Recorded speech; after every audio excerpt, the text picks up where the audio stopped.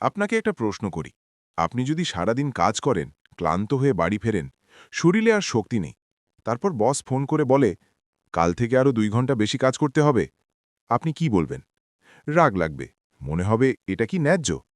এখন কল্পনা করুন, আপনি শুধু একদিন না, ১৩ বছর ধরে মার খাচ্ছেন, প্রতিদিন। সকালে উঠে মার, রাতে ঘুমানোর আগে মার, না খেয়ে আছেন, বাড়ি নেই, জমি নেই, ব্যবসা নেই, পরিবারের অনেককে হারিয়েছেন, সব ছেড়ে অন্য শহরে পালিয়ে এসেছেন। এবং ঠিক সেই মুহূর্তে, যখন একটু শান্তির আশা করছিলেন, আল্লাহ বললেন, এবার সারাদিন না খেয়ে থাকো, পানিও না, রোদের মধ্যে, প্রতিদিন, পুরো একটা মাস। আপনি কি পারতেন? সত্যি করে বলুন। ১৪০০ বছর আগের সেই মানুষগুলো পেরেছিলেন। শুধু পারেননি বলা ঠিক হবে না, তারা হেসে পেরেছিলেন। কিন্তু কেন? কিভাবে? এবং সবচেয়ে বড় প্রশ্ন, আল্লাহ কি সত্যিই তাদের কষ্ট দিতে চেয়েছিলেন? নাকি এর পেছনে ছিল এমন একটা রহস্য, যা জানলে আপনিও অবাক হয়ে যাবেন? আজ সেই রহস্যই খুলে বলবো। কিন্তু এই গল্প বুঝতে হলে আপনাকে যেতে হবে আরও পেছনে, অনেক পেছনে। সেই সময় যখন রোজা তো দূরের কথা, ইসলামই ছিল না। মক্কা শহর, আরব উপদ্বীপের বুকে। সেই শহরের মাঝখানে কাবা শরীফ, আল্লাহর ঘর। কিন্তু সেই ঘরের চারপাশে ৩৬০টি মূর্তি, প্রতিটি গোত্রের আলাদা মূর্তি। মানুষ পাথরের সামনে মাথা নত করছে, নিজের হাতে মূর্তি বানাচ্ছে, তারপর সেই মূর্তির সামনেই কাঁদছে, সাহায্য চাইছে। ভাবুন একবার, নিজের হাতে বানানো পাথরের কাছে সাহায্য চাইছে। কিন্তু এটা তো শুধু মূর্খতা, আসল ভয়াবহতা ছিল অন্যখানে। সেই সমাজে মেয়ে শিশু জন্ম নিলে বাবার মুখ অন্ধকার হয়ে যেত, লজ্জায় মানুষের সামনে আসত না। তারপর রাতের আধারে নিজের সেই ছোট্ট মেয়েটাকে মাটিতে পুঁতে দিত, জীবন্ত। সেই শিশু কাঁদছে, ছোট্ট হাত দুটো নাড়াচ্ছে, কিন্তু বাবা মাটি চাপা দিয়ে চলে আসছে। কোরআনে আল্লাহ বলেছেন, কিয়ামতের দিন সেই শিশু জিজ্ঞেস করবে, আমাকে কোন অপরাধে হত্যা করা হয়েছিল? শুধু মেয়ে হয়ে জন্মানোর অপরাধে। এটাই ছিল সেই সমাজ। দাসদের বাজারে বিক্রি হচ্ছে মানুষ, যেন পশু। দাম হাঁকা হচ্ছে, কেনা হচ্ছে, বেচা হচ্ছে। গরিব মানুষের কোনো অধিকার নেই। ধনীরা সুদের ব্যবসায় গরিবকে আরও গরিব করছে। মদ খাওয়া, জুয়া খেলা, ব্যভিচার, এগুলো ছিল সেই সমাজের স্বাভাবিক জীবন। কেউ লজ্জা পেত না, কেউ থামাত না। এই অন্ধকারের মধ্যে একজন মানুষ প্রতিদিন ভাবতেন, এটা কি ঠিক আছে? পৃথিবী কি এভাবেই চলতে থাকবে? তিনি চলে যেতেন মক্কার বাইরে, জাবালে নূর পাহাড়ের চূড়ায়, হেরা গুহায়, একা, নীরবে। ঘণ্টার পর ঘণ্টা বসে থাকতেন, ভাবতেন, কাঁদতেন, উত্তর খুঁজতেন। তারপর একদিন সেই উত্তর এলো, রমজান মাসের একটি রাতে। একটা আলো, একটা কণ্ঠ, ইকরা, পড়ো। সেই রাত থেকে শুরু হল ইসলামের যাত্রা, এবং সেই যাত্রার সবচেয়ে কঠিন অধ্যায় শুরু হল মক্কায়। ৬১০ খ্রিস্টাব্দ। মোহাম্মদ সাল্লাল্লাহু আলাইহি ওয়াসাল্লাম মানুষকে ডাকতে শুরু করলেন সত্যের দিকে, আলোর দিকে। প্রথম প্রথম কেউ কেউ এলেন, খাদিজা রদিয়াল্লাহু আনহা, আবু বকর রদিয়াল্লাহু আনহু, আলী রদিয়াল্লাহু আনহু। কিন্তু মক্কার নেতারা মেনে নিল না, কারণ তারা বুঝতে পেরেছিল এই সত্য প্রতিষ্ঠিত হলে তাদের ক্ষমতা শেষ, তাদের ব্যবসা শেষ, তাদের কর্তৃত্ব শেষ।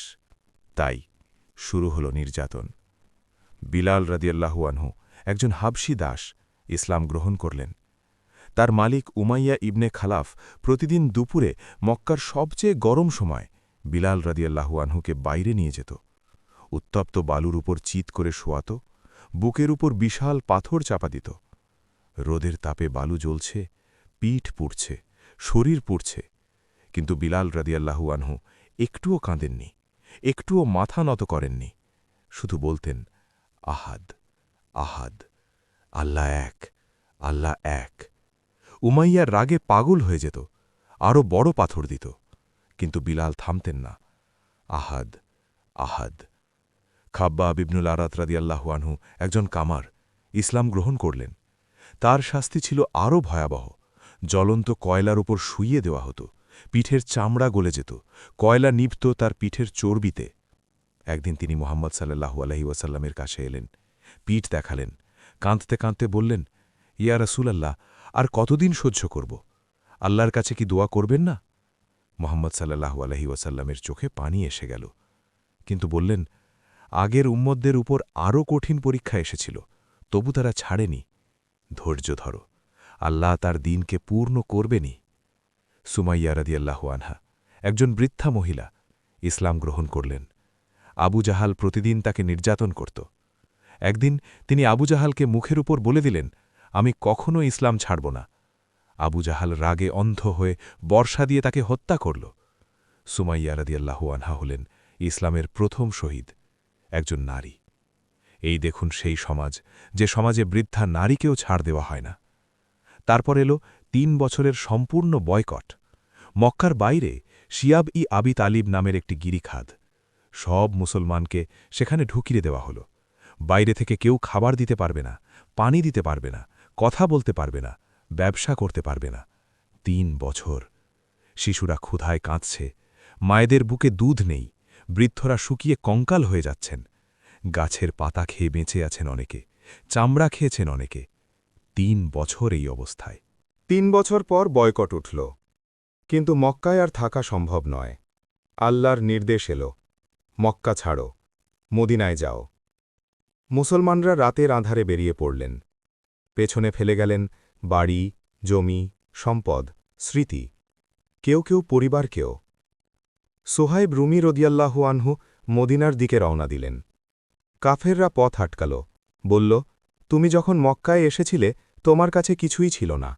আমাদের এই শহরে ব্যবসা করে ধনী হয়েছ, এখন সব সম্পদ রেখে যাও, তাহলে যেতে দেব। সোহাইব রাদিয়াল্লাহু আনহু একটুও দ্বিধা করলেন না, বললেন, নাও, সব নাও। সব সম্পদ দিয়ে দিলেন, খালি হাতে মদিনায় এলেন।